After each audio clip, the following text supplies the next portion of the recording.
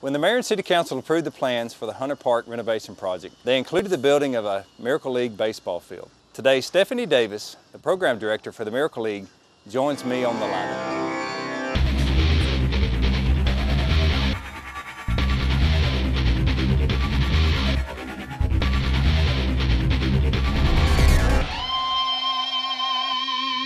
Today I'm proud to welcome Stephanie Davis. She is a program director for the Miracle League out of Conyers, Georgia. Welcome to my show. Thank you for having me. Can you tell us a little bit about the Miracle League? Sure. The Miracle League was originally started about 10 years ago. We just celebrated our 10-year anniversary, and we started our first program in Conyers, Georgia, and that's where our national office is based, so not too far from you guys here. The program started with a sibling of a T-baller that came to every one of his brother's games, watched the game from the sidelines through the fence, and one afternoon the coach decided to let him come on the field and to participate in the game. And it ended up that all the players on the field fought over who was going to push him around the bases. And it turned into a huge idea that spread through Rockdale County and started an idea through the Rockdale County Rotary Club. And from there they decided that they needed a field that would be fully accessible for children with wheelchairs or walkers or any type of special needs. And from there, a $1.2 million complex was built through the Ronald McDonald Foundation and the Rotary Club of Rockdale, which was founded by the Alford family, Dean Alford and now his sister Diane, which is the executive director. It's become a national association from there. Now, I read 11 years ago you started with 120 kids, and now you have 95,000 kids in over 44 states. We do. That's what happened that Sunday afternoon when they invited some kids out. I think about 20 kids showed up that day, and they saw the real need, and they started, the media started hitting, and they started that first season with about 120 kids on that field in Conyers, Georgia. And now we have 240 communities across the country in 44 states. And we also just broke ground and opened our first field in Canada. We have a field in Puerto Rico and a new member in Australia. So in 10 years we've really... Sounds like you've been busy. We have. We've been very busy and very blessed with the growth over the past 10 years. And I would think the biggest challenge is building the field. I think that would be the biggest cost. I mean, what does a field usually cost? An average field, standalone field, averages about $250,000, and then when you get into a field and a bathroom concession, adjoining fields, a playground, you're looking at $1.2, $1.5 million for a complex. But being a part of the Miracle League Association does help with those partnerships and the costs of building the fields as well. Right. And we're on location here today at Hunter Park, and as you can see behind us, this is our Miracle League field. And we were very fortunate with our 2002 SPLOST referendum. The Mayor and City Council, when they looked at the overall plan here at Hunter Park, they decided to build a Miracle League field. And they took the funds from the SPLOST project to build this field. So we didn't have that challenge as far as finding the funds, but I'm sure that there'll be some equipment that we need to go forward. And your organization, that's one reason that we joined the Miracle League. Your organization comes in with fundraisers and things of that nature to work in the community to get those pieces of equipment and to fund the program other than the field. What other things will we need as far as equipment? Well, first of all, you guys are a rare situation and very blessed to have your community be a part of this and to have the funding approved for that. Normally, we have new Miracle League members join without a penny in their pocket, and we raise money for 2 to 3 years to build the first Miracle League field in their community. So you guys have a job well done here, and commend you guys for what you've done and what the city's approved for this field. So you're way ahead of the game at this point. From here on out, you're going to need, some program expenses. You're looking at your average baseball, running a baseball league, your uniforms, your equipment, your trophies, your maintenance and everything on the field as well. Nothing major on equipment that would be too different than anything you see on a regular T-ball field. But there will be, other special things that you'll want to do for the Miracle League kids out here, because this will be a really special program for the community. Yeah. we talked about the field. It's a tennis court surface. It's safe for wheelchairs to be rolled around, obviously. There's no grass, no dirt. Right. And the baselines are painted. The pitcher mound is painted. The infield's painted on the fields. That we'll see, it's not finished yet. Right. But as far as the rules of the game, the rules are a little bit different. Explain, how the game flows. What, a couple of the rules that the kids play by. Okay. The main difference in our program, it's very similar to T-ball, but it is opened up to all ages. The rules are every child hits and every child scores each inning. So if you have 10 players on a team, they all 10 hit through, and then the last batter obviously hits home run to bring them all in, and then you switch sides. And you usually average 2 to 3 innings in about an hour, because it is a little bit slower paced. And the neat thing is that every child has a buddy, an able-bodied buddy. Usually we have buddies come from all over the community. It can be other youth baseball organizations, civic organizations, anybody from middle school up to adults can be buddies. And the buddy program is really the special part of this program. Just the relationships that they build with these buddies and the families will go beyond the baseball field. Stephanie, as we looked as far as building the facility here, one couple of things that we have about 21 handicap parking spaces where you enter into the plaza. As far as the accessibility onto the fields, you can come all the way into the baseball plaza here, which we have 7 fields. The dugouts will be open for easy accessibility for the players going onto the field. I know that's really important. If you could, tell the viewers a couple other things that that you like to see in parks that we've incorporated here at Hunter Park. Yeah, and as I look around, I can tell already that you guys have done a great job with accessibility. These parents can feel very assured that once they pull up, and if they are in a wheelchair or walker or any special walking devices, that they can feel comfortable that the minute they step out of their car that they'll be able to access the field with no problems. The pavilion here, any of the other surrounding fields where siblings might be played, the bathroom, concession facilities, everything from the time they leave the car, there'll be no obstacles for these families to have a great day out here at the park and to play some baseball, where a lot of times these parents might have the fear of a day out in public. How are we going to get to the bathrooms, or how are we going to get to the concessions or the pavilion? So coming out to this park is going to be a great experience for these families to be able to get what they need. And this league is not open to just the city of Douglasville residents. I know the nearest field to us will be, I think, Villa Rica. I think they have a program. And so, but you had mentioned that we'll pull from many miles away, because there's just not a field available for these kids to go to. And we do have approximately 8 fields in the Atlanta or in the Georgia area, with another few under construction. But like I said, these families will drive 60 to 90 miles to participate in a program like this, where they know that everything will be accessible for the children. So I commend you guys for opening up the program to other communities, because these programs are not available in every community, and that is our ultimate goal. But right now these families will appreciate anything that they can get. And I guess it's one thing to have a field, but it's another thing to find another team to play. Because there's not a lot of teams out there to play. So I guess these families really enjoy packing up and going to other. Well, and that's the thing, you may end up with a few hundred kids here in your league here that will play each other. But some things that we do in other states, like Alabama, we have a lot of fields that are in close proximity, and they like to do all-star games and World Series, and each year a different complex will host that game. And then that's able to show off what you guys have done here to players from all around the state, which is exciting. And of course, with corporate sponsorship that we talked about, getting involved in the community, there's no charge for these kids. So that's another great feature. And so, well, that is great, and like you said, there's going to be a lot of local community businesses that want to step up and support this program and support these kids. And as you know, and as these parents know that are watching right now, a lot of these families are financially devastated because of a special need.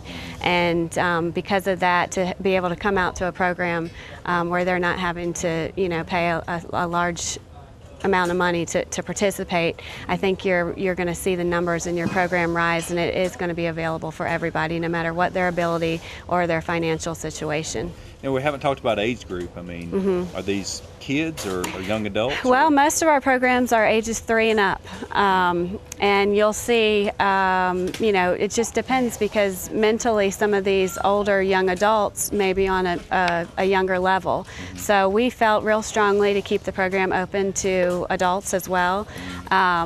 And some programs have a younger program and then a more advanced program.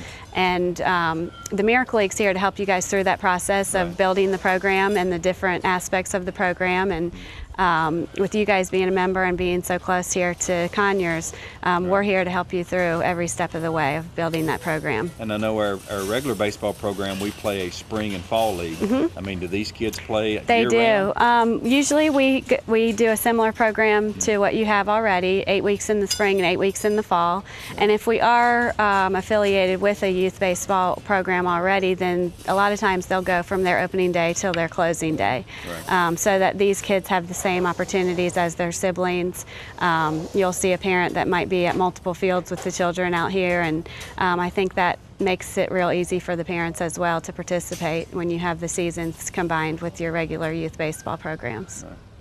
Stephanie, I know we have a local team here that's playing at another park, and because they don't have a field, and unfortunately they're having to play on dirt and grass, and so they're limited a little bit.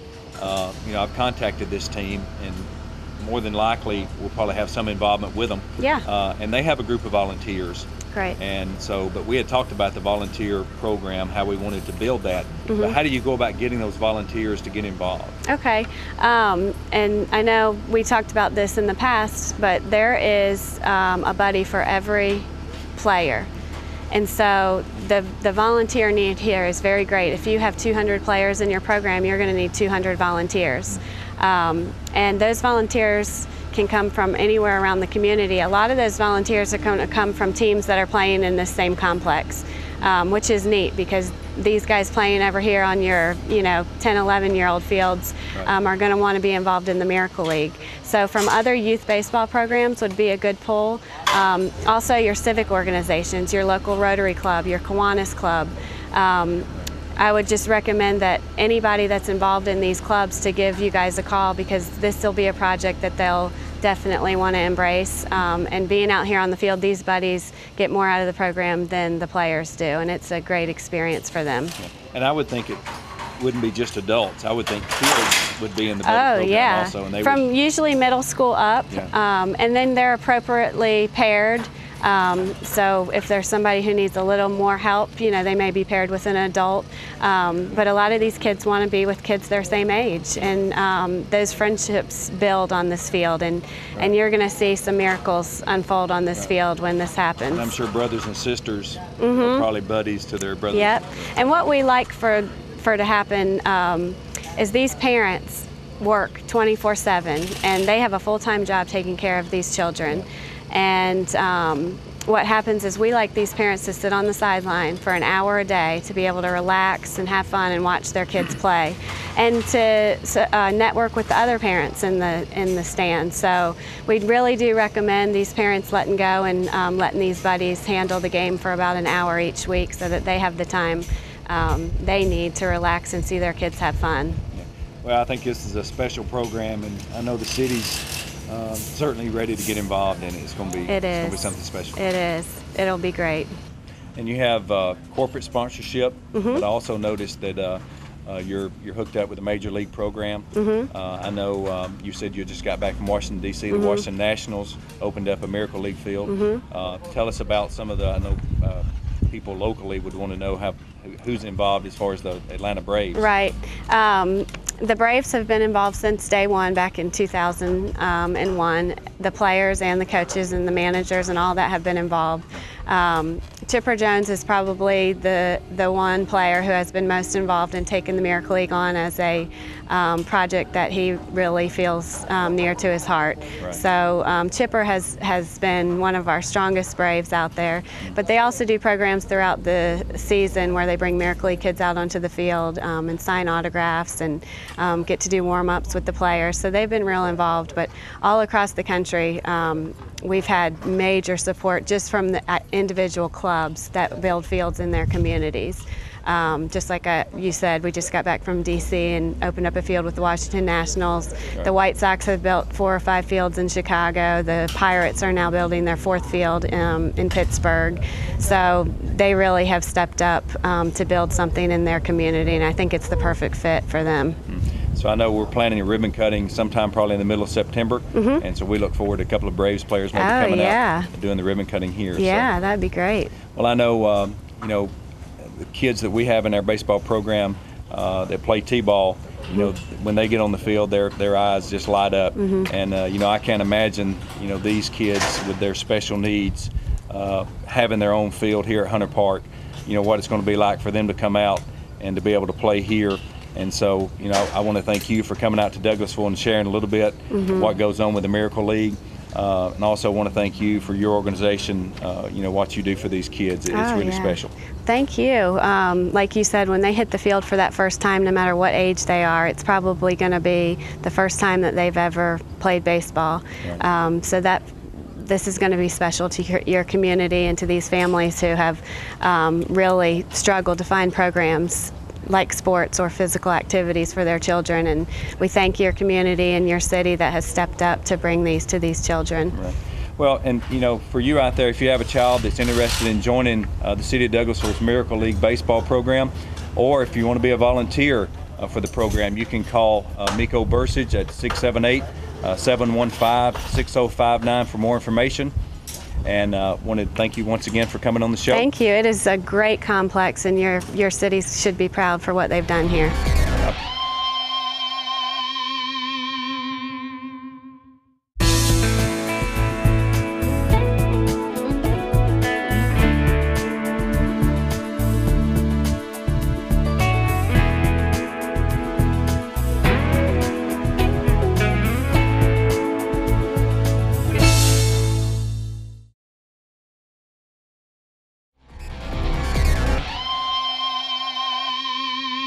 Welcome back to the lineup. I'm joined by the City of Douglasville Athletic Director, Miko Bursage, and we are on location once again in the baseball plaza at the Hunter Park renovation. Just wanted to give you an update of what's going on. As you can see, we put the sod down on July the 8th. They're finishing up the fencing. The backstops are being installed. We have put over 2 million gallons of water since July 8th on the sod, so the sod is actually taking root. And Miko, I know that fall baseball is coming up. I know that we're going to have to play out of park in the month of September. If you'd like to give the viewers a little information on our plans as far as fall baseball. And we plan on start practicing, you know, the 20th of August, and have a couple 2 to 3 weeks of practice in before we start playing. We're going to have to play our first half of the season out at Billard, out of park, and then we plan on playing the second half out here at Hunter Park through the month of October. Okay. You know, also we have 40 adult teams that are used to playing softball out here. We're going to have 2 adult softball fields when the park opens back up. I know the one field, the old field I guess I call it, we didn't completely redo it, so it may be available as early as the middle of September, but the other field, like the baseball fields, won't be available to October 1st, so we'll be discussing at that point whether or not the construction company is going to release that field for early play. And so that's just one of the many things that we'll be talking about in that meeting.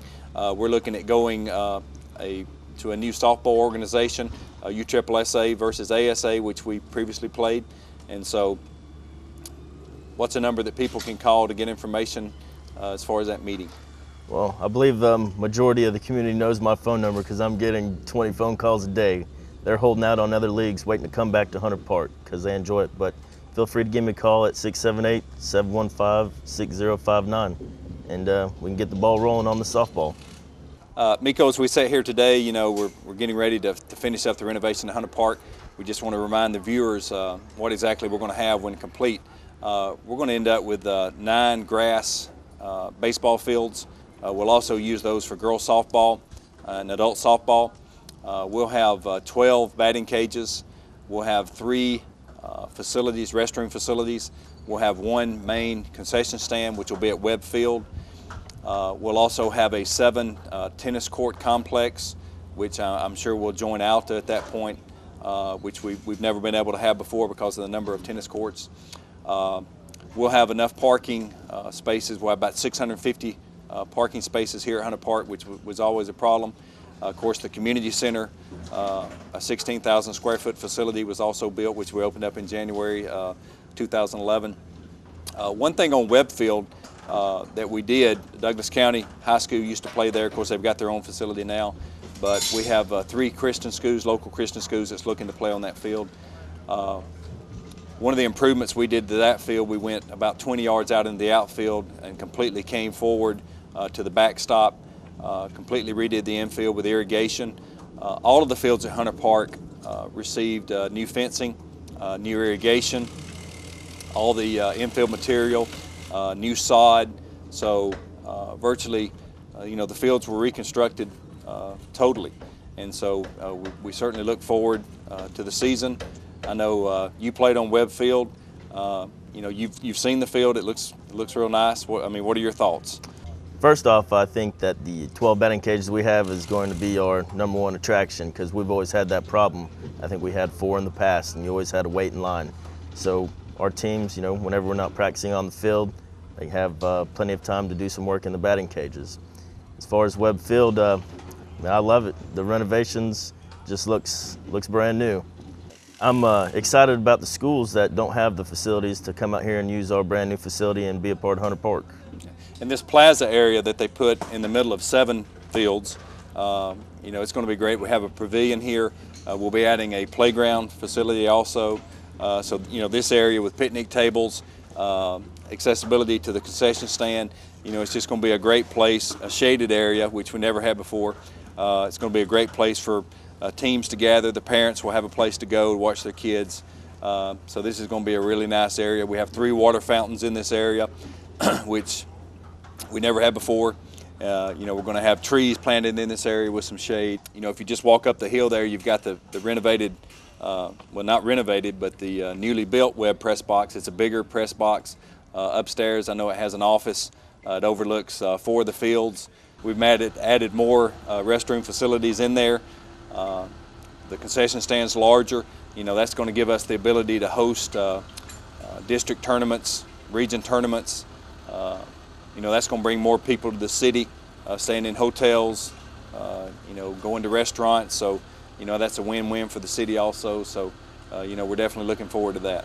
You know, Miko, as the athletic director, we talked about hosting these tournaments. You know, tell us a little bit about how we go about obtaining those. Well, we're working with Dizzy Dean, playing Dizzy Dean baseball, and hopefully next year we'll put in some bids for hosting regionals and World Series tournaments. So we got to get those out there early. And the thing with our fields now is different age groups can play on all of our fields. We have different distances for base paths, so we can have as many as 7 fields for one age group. I think that's going to be good for us because we can bring in a lot of people from throughout the state and even the southeast.